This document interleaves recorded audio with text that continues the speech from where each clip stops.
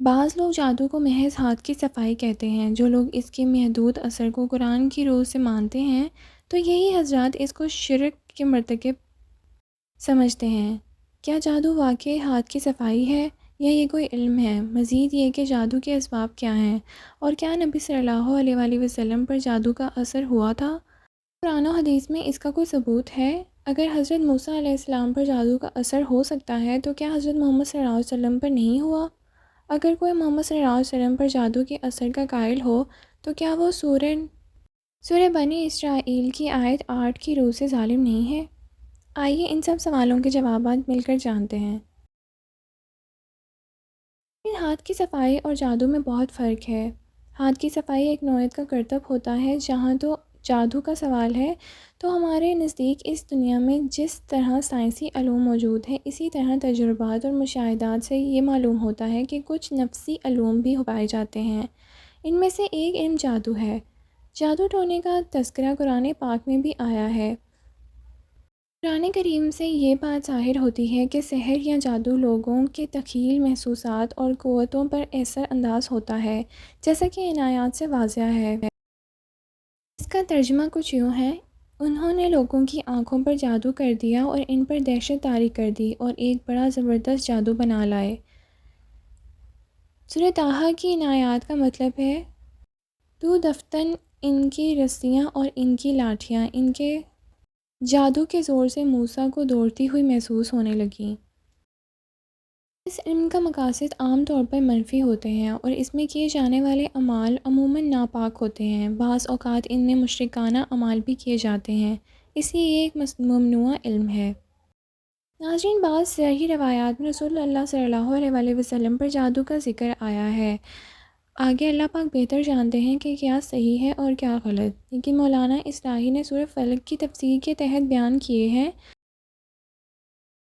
اسی میں انہوں نے حضرت موسیٰ پر ہونے والے جادو کے ان اثرات کی بھی وضاحت کر دی ہے جن کا ذکر سورہ طٰہٰ کے مذکورہ بالا آیات میں بیان ہوا ہے۔ آئیے وہ سب جانتے ہیں کہ ان کے الفاظ کیا تھے۔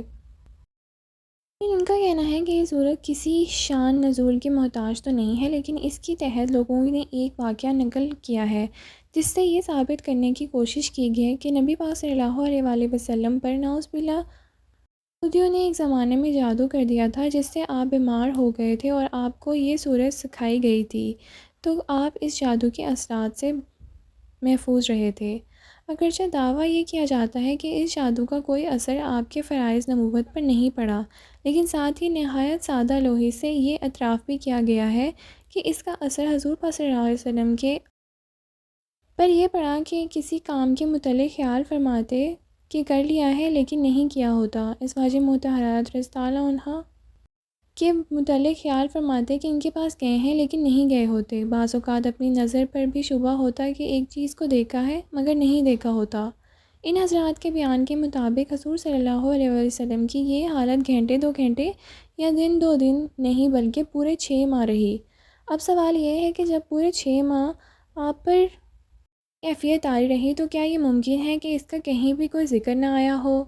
آپ نے یہ خیال فرمایا ہو کہ نماز پڑھ لی ہے نہ پڑھی ہو، نازل شدہ وحی کاتبین وحی کو لکھوا دی ہے حالانکہ نہ لکھوائی ہو، یا یہ کہ جبرائیل امین کو دیکھا ہے حالانکہ نہ دیکھا ہو، ان امکانات کو آپ کسی دلیل سے رد کر سکتے ہیں؟ اگر کوئی کہے کہ اس طرح کی کوئی بات روایات میں نہیں ملتی تو ایک شخص کہہ سکتا ہے کہ یہ روایات میں تمام جزیات کہاں بیان ہو سکتی ہیں، لیکن ایک ایسا شخص جس کی ذہنی حالت آپ کے بیان کے مطابق یہ ہے جو مذکور ہوئی تو اس سے ان باتوں کا صادر ہونا تعجب انگیز نہیں بلکہ نہ صادر ہونا تعجب انگیز ہے۔ ناظرین، مولانا اصلاحی مزید لکھتے ہیں کہ ان کے نزدیک اس شان نزول کو رد کرنے کے لیے یہ دلیل کافی ہے کہ یہ اس مسلمہ عقیدے کے بالکل منافی ہے جو قرآن نے انبیاء علیہ السلام سے متعلق ہمیں تعلیم کیا ہے۔ عصمت حضرات انبیاء علیہ السلام کی ان خصوصیات میں سے ہے جو کسی وقت میں بھی ان سے الگ نہیں ہو سکتی۔ اس عصمت کو اس امر سے کوئی نقصان نہیں پہنچتا کہ دندان مبارک شہید ہو گئے یا وہ زخمی ہو گئے یا قتل کر دیے گئے، ان میں سے کوئی چیز بھی اس کی نبوت میں عیب پیدا کرنے والی نہیں ہے کہ اس کو آپ اس امر کی دلیل بنائیں کہ جب نبی ان چیزوں میں مبتلا ہو سکتا ہے تو مسحور بھی ہو سکتا ہے، یہاں تک کہ اس کو کردہ اور نہ کردہ، دیدہ اور نادیدہ بھی بھی کوئی امتیاز ہے باقی نہ رہے۔ اللہ تعالیٰ نے اس طرح کی شیطانی تصرفات سے اپنے نبیوں کو محفوظ رکھا ہے، اور ان کی یہ محفوظات دین کے تحفظ کے لیے ناگزیر ہے۔ یہ محفوظات نبی کے ہر قول و فعل کو سند بناتی ہے۔ پورا قرآن انبیاء کی عصمت پر گواہ ہے، اور ہر مسلمان پر واجب ہے کہ وہ ان کی عصمت پر ایمان رکھے۔ مولانا اصلاحی کے مطابق شان نزول کے اس واقعے کو اگر روایات کے اصولوں پر جانچا جائے تو اس میں نمایاں صنف موجود ہے۔ صحاح کی ایک روایت میں رنگ امیزی کرنے کے لیے تیسرے درجے کے ضعیف اور موضوع روایتوں کا سہارا لیا گیا ہے، اور اس کو ایک امر واقعے کی حیثیت سے پیش کیا گیا ہے۔